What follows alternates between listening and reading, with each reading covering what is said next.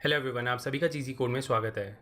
आज के इस वीडियो में हम लोग कलेक्शन के फंक्शंस के बारे में बात करेंगे, जो कि मोस्ट कॉमन फंक्शंस हैं, जैसे कि फॉर ईच हो गया, मैप हो गया, फिल्टर हो गया। तो इनके बारे में बात करेंगे। तो इसके साथ साथ देखेंगे कि इसमें लैम्डास कैसे फिट होते हैं। तो शुरू करते हैं हमारा लेक्चर। तो इसको कोड के थ्रू ही समझते हैं। तो यहाँ पर मैंने एक लिस्ट बनाई है जिसके अंदर ये वाले नंबर्स हैं। अब सपोज़ मुझे इस लिस्ट को फिल्टर करना है, इसमें से सिर्फ वही नंबर लेने हैं जो कि ऑड नंबर्स हैं। मतलब इस लिस्ट से एक सब लिस्ट निकालनी है, उसके अंदर सिर्फ ऑड नंबर्स होंगे इस लिस्ट के। तो स्टेप बाय स्टेप देखेंगे। तो यहाँ पे मैं सबसे पहले एक फंक्शन बनाता हूँ इस ऑड नाम का, जो मुझे बूलियन रिटर्न करेगा और ये एक इंटीजर लेगा। तो यहाँ पे मैं एक इंटीजर पैरामीटर बनाता हूँ इसके अंदर, और मैं इस तरीके से इसके अंदर लॉजिक लिख दूंगा। तो ये मैंने एक फंक्शन लिखा है, उसके अंदर मैं इंटीजर पास करूँगा और वो चेक करके बताएगा कि ऑड है या इवन। तो यहाँ पे इसको कॉल करके देखते हैं। तो यहाँ पे मैं लिखता हूँ println। तो यहाँ पे आप देख सकते हो पहला वाला ट्रू आया है, क्योंकि 3 जो है वो ऑड होता है और 2 जो है वो इवन होता है, इसलिए यहाँ पे फॉल्स आया है। तो ये तो सिंपल ही कॉन्सेप्ट है। तो जैसा कि मैंने अपनी कलेक्शन वाली वीडियो में बनाया था कि कलेक्शन के अंदर हमारे पास बहुत सारी यूटिलिटी फंक्शंस है। तो लिस्ट वाले कलेक्शन के अंदर हमारे पास एक फिल्टर नाम का फंक्शन होता है। वो लिस्ट को फिल्टर करने के लिए यूज़ होता है बेस्ड ऑन सम कंडीशन। तो उसको यूज़ करते हैं। तो यहाँ पर मैं एक नई लिस्ट बनाता हूँ लिस्ट के नाम से।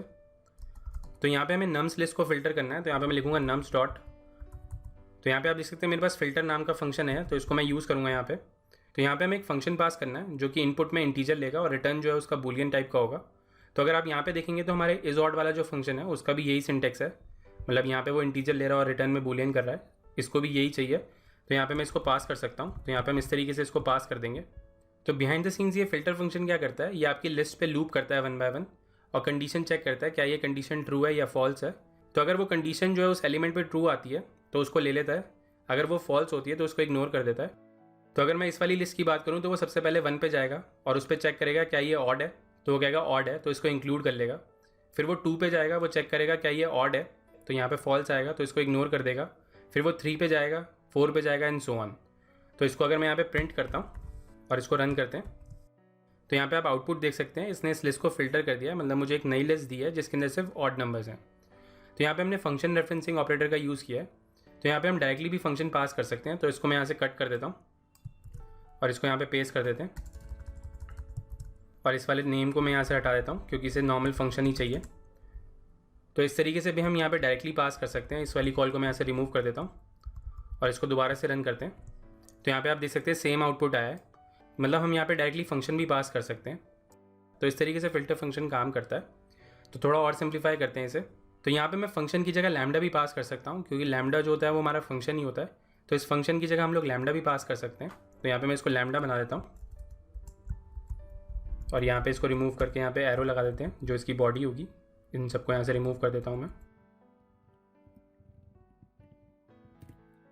तो इस तरीके से भी हम लोग यहाँ पे लैम्डा पास कर सकते हैं। तो इसको मैं रन करके दिखाता हूँ, सेम आउटपुट आना चाहिए। तो यहाँ पे आप देख सकते हैं सेम आउटपुट आया है। तो इसको क्लोज कर देता हूँ। तो यहाँ पे आप देख सकते हैं मेरे पास एक सजेशन आ रहा है कि lambda argument should be moved out of parenthesis.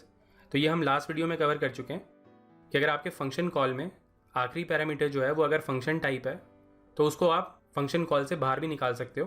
तो वही वो कह रहा है कि आप इसको बाहर निकाल सकते हो। तो यहाँ पे मैं इसको बाहर निकाल देता हूँ। मतलब मुझे यहाँ पे ब्रैकेट्स लगाने की ज़रूरत नहीं है, हम इसको डायरेक्टली कॉल कर सकते हैं। तो इसको हम लोग और सिंप्लीफाई कर सकते हैं।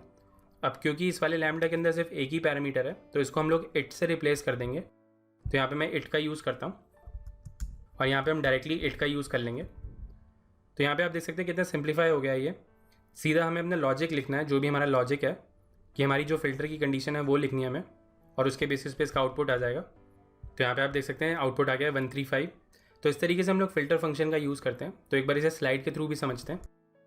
तो फिल्टर फंक्शन क्या करता है, सबसे पहले वो इस वाले एलिमेंट पे जाता है, इस पर ये फंक्शन एग्जीक्यूट करता है। अब ये जो फंक्शन है या तो ये ट्रू रिटर्न करेगा या ये फॉल्स रिटर्न करेगा। अगर इसने ट्रू रिटर्न किया तो इसको ले लेगा, अगर उसने फॉल्स रिटर्न किया तो उसको इग्नोर कर देगा। फिर वो आगे जाएगा, सेकंड वाले एलिमेंट पे भी वो यही करेगा, ट्रू और फॉल्स के बेसिस पे उसको इंक्लूड कर लेगा। थर्ड पे भी ऐसे ही करेगा एंड सो ऑन। तो इस तरीके से ये फिल्टर फंक्शन काम करता है।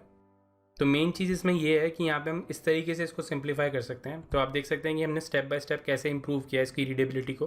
तो इस तरीके से हम लोग फिल्टर का यूज़ करते हैं। तो एक और एग्जांपल देखते हैं यहाँ पे फिल्टर का। तो यहाँ पे मैं एक और डेटा क्लास बनाता हूँ यूज़र के नाम की। तो ये मेरी एक सिंपल डेटा क्लास है। तो इसके कुछ ऑब्जेक्ट्स बनाते हैं यहाँ पे। तो सपोज़ मेरे पास ये एक यूज़र की लिस्ट है। अब मेरे पास कोई ऐसा सिनेरियो है कि इसमें से मुझे वो वाला यूज़र निकालना है जिसकी ID 2 है। मतलब एक ऐसा यूज़र जिसकी ID 2 है वो निकालना है मुझे। तो यहाँ पे मैं फिल्टर फंक्शन का यूज़ करूँगा। तो यहाँ पे मैं लिखूँगा user list dot filter.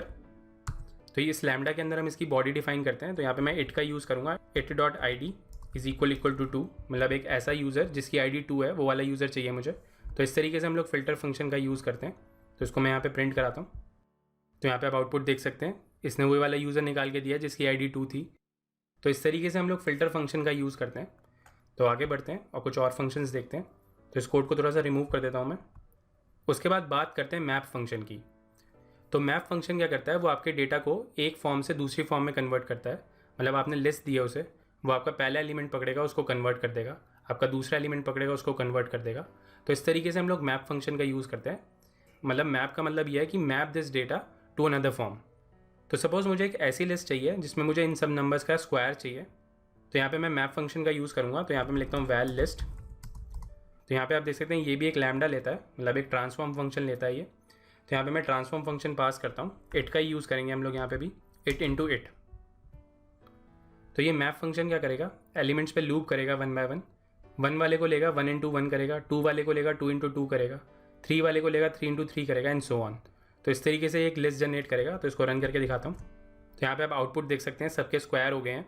Simple concept है, एक फॉर्म को दूसरी फॉर्म में कन्वर्ट करने के लिए हम लोग मैप का यूज़ करते हैं। तो एक और एग्जांपल देखते हैं मैप का। तो यहाँ पे मैं एक नई क्लास बनाता हूँ, पेड यूज़र, वैल टाइप, और इसको मैं यहाँ पे स्ट्रिंग डिफाइन करता हूँ। तो यहाँ पे मैंने एक सिंपल क्लास बनाई है पेड यूज़र की।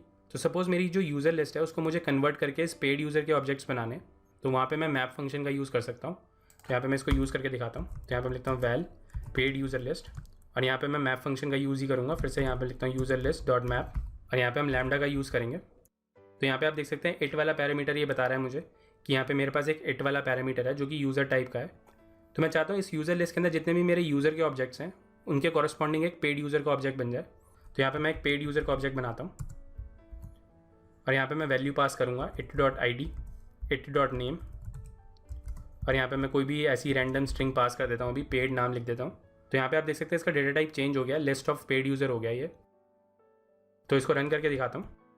तो यहाँ पे आप देख सकते हैं सारे यूज़र्स जो थे हमारे वो पेड यूज़र में कन्वर्ट हो गए। तो यहाँ पे हमने क्या किया है, यूज़र ऑब्जेक्ट को पेड यूज़र में कन्वर्ट किया है। मतलब इसने क्या किया, पहले ऑब्जेक्ट को लिया, उसके कॉरस्पॉन्डिंग एक पेड यूज़र बनाया, फिर दूसरे ऑब्जेक्ट को लिया, उसके कॉरस्पॉन्डिंग एक पेड यूज़र बनाया, एंड सो ऑन। तो इस तरीके से हम लोग बहुत जगह यूज़ करते हैं इस मैप फंक्शन को। तो इसका एक यूज़ केस बताता हूँ जहाँ पे हम लोग मैप फंक्शन का यूज़ करते हैं। तो सपोज़ मैंने नेटवर्क पे कॉल मारी, नेटवर्क से डेटा आ गया। अब नेटवर्क से जो डेटा आया था उसमें कुछ एक्स्ट्रा फील्ड्स थी, मुझे वो नहीं चाहिए थी। मतलब मेरी यूआई को कुछ कम फील्ड्स चाहिए। तो मैं क्या करूँगा, उस वाले डेटा को मैप कर दूँगा एक नई लिस्ट में, और उस नई लिस्ट को अपनी यूआई पे शो कर दूँगा। तो वहाँ पे हम लोग मैप का यूज़ करते हैं। मतलब एक फॉर्म ऑफ डेटा जो है वो मेरा नेटवर्क से आया था, उसको मैंने कन्वर्ट करके दूसरी फॉर्म में कन्वर्ट कर दिया। तो वहाँ पे हम मैप का यूज़ करते हैं। तो ये था मेरा मैप फंक्शन के बारे में। तो एक लास्ट फंक्शन देखते हैं, फॉर ईच। तो इसको मैं यहाँ से रिमूव कर देता हूँ। तो सपोज़ मुझे इस लिस्ट के एलिमेंट्स को प्रिंट कराना होता, तो यहाँ पे मैं एक फॉर लूप लिखता, फॉर आई इन नम्स, और यहाँ पे मैं इसको इस तरीके से प्रिंट करा देता। तो ये एक सिंपल लॉजिक है फॉर लूप का। मतलब वो एलिमेंट्स पे आइटरेट कर रहा है 1 बाय 1। और अगर मैं इसको रन करता हूँ तो यहाँ पे आप आउटपुट देख सकते हैं 1 2 3 4 5 आएगा। तो सिंपल फॉर लूप है ये। तो इसके लिए भी हमारे पास एक यूटिलिटी फंक्शन है जिसका नाम nums.forEach है। तो यहाँ पे हमें एक लैम्डा पास करना है जो कि इंट लेगा। तो यहाँ पे मैं लैम्डा कॉल करता हूँ डायरेक्टली, और इसके अंदर हम कॉल करेंगे println, और यहाँ पे मैं इट का यूज़ करूँगा। तो इस तरीके से हम लोग फॉर ईच का यूज़ करते हैं। तो फॉर ईच क्या करता है, इस लिस्ट के जितने भी ऑब्जेक्ट्स हैं उस पर लूप करेगा 1 बाय 1। तो वो क्या करेगा, फॉर एवरी एलिमेंट इस फंक्शन को एग्जीक्यूट करेगा। तो यहाँ पे आप जो भी कोड लिखना चाहें आप यहाँ पे लिख सकते हैं, वो एवरी एलिमेंट के लिए उसको कॉल कर देगा। तो इसको मैं यहाँ से रिमूव कर देता हूँ और इसको कॉल करके दिखाता हूँ। तो यहाँ पे आप आउटपुट देख सकते हैं, सेम आउटपुट आया है 1 2 3 4 5। तो इस तरीके से हम लोग लाइब्रेरी फंक्शंस का यूज़ करते हैं। और यहाँ पे आप देख सकते हैं किस तरीके से हम लोग लैम्डास का यूज़ करें इसके अंदर। तो लैम्डास डिफाइन करने से क्या हुआ कि जो हमारा सिंटेक्स है वो थोड़ा सा कंसाइज हो गया, मतलब कम शब्दों में ज़्यादा बयां कर पाएंगे हम। तो वही हमने यहाँ पे किया है, कम शब्दों में ज़्यादा चीज़ें डिफाइन कर दी हैं। हमें यहाँ पे वेरिएबल भी डिक्लेयर नहीं करना पड़ रहा, यहाँ पे सीधा डायरेक्टली हमें इट मिल रहा है। जितने भी सिंगल पैरामीटर वाले आपके फंक्शंस होंगे वहाँ पे आप इट का यूज़ कर सकते हो। तो थोड़ा जो सिंटेक्स है वो कंसाइज हो गया, थोड़ी डेवलपर की लाइफ ईजी हो गई है। तो अगर आप एंड्रॉयड की राह में जा रहे हैं तो वहाँ पे बहुत ज़्यादा यूज़ होगा ये। तो आज के लिए इतना ही। अगर आपको ये वीडियो अच्छा लगा तो प्लीज़ लाइक करें। अगर अभी तक आपने हमें सब्सक्राइब नहीं किया है तो प्लीज़ सब्सक्राइब करें। Thank you for watching. आपका दिन शुभ हो। धन्यवाद।